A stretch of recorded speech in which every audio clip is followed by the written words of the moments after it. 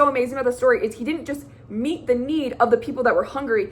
They literally came back with baskets, 12 baskets of overflowing abundance of food. The Lord is not just meeting you where you're at, he's exceeding where you are. Guys, welcome back to my channel. Oh my goodness, I miss being on here. If you are new to my channel, my name is Alexis Lee Trevino and I create faith-based videos along with lifestyle, fashion, vlogs,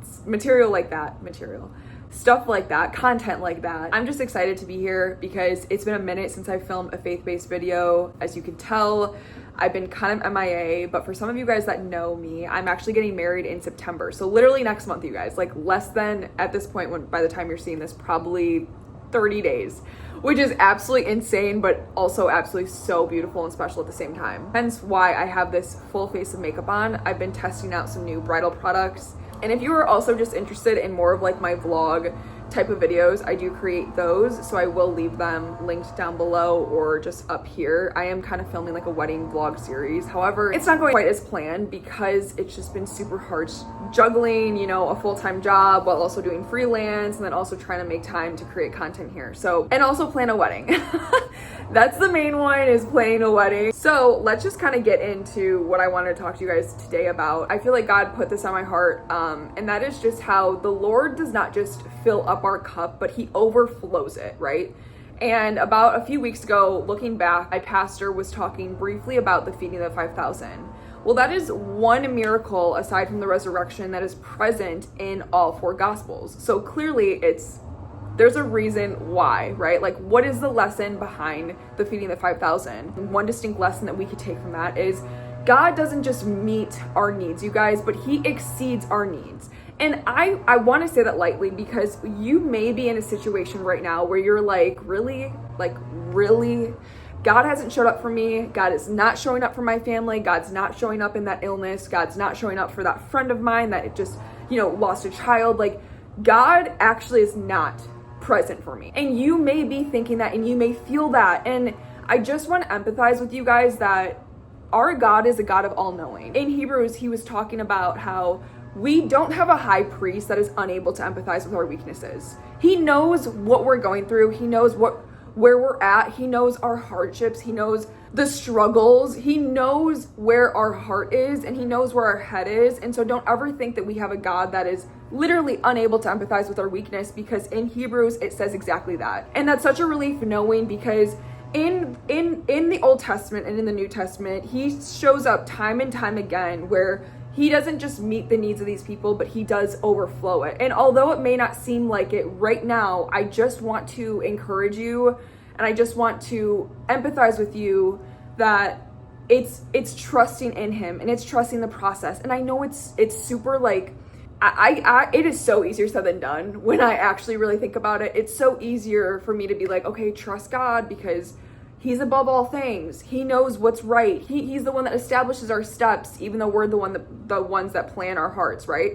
Like, it's so hard to say, okay, I trust you, Lord, with it all. I trust you because even though I haven't been seeing the fruit, even though I haven't really felt it, I still trust you. And I'm gonna tell you right now, that is literally what faith is, right? Like in Hebrews 11:1, oh man, like look, the book of Hebrews there's a reason why I read it when I read it, and it literally was this week.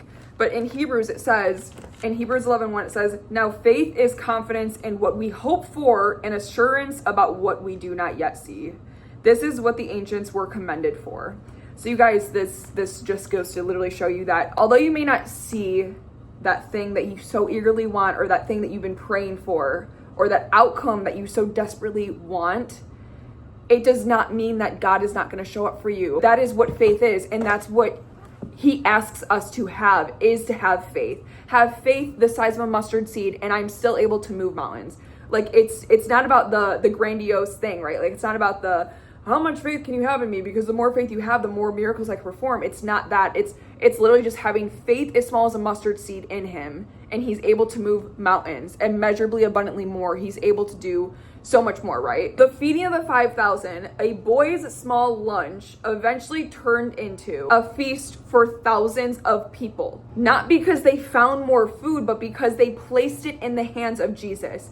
Andrew literally was like, Lord, send these people away. I don't know what you're thinking. We don't have enough food for these people. We don't have enough food for this abundance. Another disciple said that it would take more than half of year's wages to provide one bite for someone. The disciples doubted, right? Like the disciples saw that there was something that, I don't really know if that's gonna work, Lord. Like, I don't see how this could work. We only have 5 loaves and 2 fish. And then God was like, bring them here to me and literally watch what I do. And so he did. And so what is so amazing about the story is he didn't just meet the need of the people that were hungry. They literally came back with baskets, 12 baskets of overflowing abundance of food. And so the Lord is not just meeting you where you're at, he's exceeding where you are. It reminds me of also the time where Jesus is walking on water, and then Peter says, okay, tell me to come onto the water. So then Peter goes on the water. He starts walking on water. And as soon as his eyes are not fixed on Jesus, but on the world, he starts to begin sinking. And then he freaks out. He's like, Lord, save me, help me. But then Jesus responds and says, you of little faith, why did you doubt? The way that he's saying is like, you seriously doubted me? Like, you seriously doubted me, although you just witnessed the miracles that I was able to perform, although you just saw what I was able to do, you're still gonna doubt my ability? The point in today is, and the encouragement today that I hope you leave with is, God doesn't just cover the bare minimum, okay? He goes above and beyond. His provision for us isn't just about him, passing by. It's about reminding who he is. We have a God of overflow. And so I just pray that he's able to meet you where you're at. Even though you may not think about it or think that he's there, he is there, you guys. And I just pray that you continue to put your trust in him. I have to daily make that decision, and it's obviously so much easier said than done. Like, oh Lord, do you really, would you really do that? Are you really capable of doing that?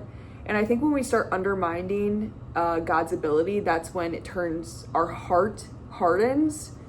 And that's when it can be a really scary place to be, because if you don't think that God is able to do something, if you don't think that he's capable of it, then yeah, he probably won't, right? We have to have the faith to know that he will do it. And we have to just remember that he will always be willing to. Even if you feel like where you're at right now is so ordinary and it's so mundane and it's not where you expected to be, he's showing up. He is. He's showing up. And maybe that prayer that you so eagerly want right now, it's actually a blessing that it's not happening for so many reasons. He might have something better for you. You might be dreaming too small. You might be praying too small. Or this season that you're in right now, he's preparing you to eventually have that prayer that you've been praying about, okay? So that is all I want to say. I missed you guys. I hope to be back soon. I thank you for watching this video. I hope you had some type of encouragement from it. I know I was kind of all over the place, but for the most part, I like to just put my phone out and film and not really have like an entire script or whatever, like maybe a couple bullet points, but that's why I'm like always all over the place. So I will see you guys in my next video. As always, I love you, and I'm sending all my love, sending all my prayers that God would continue to protect you and bless you and watch over you. I'll see you guys in my next video. Bye.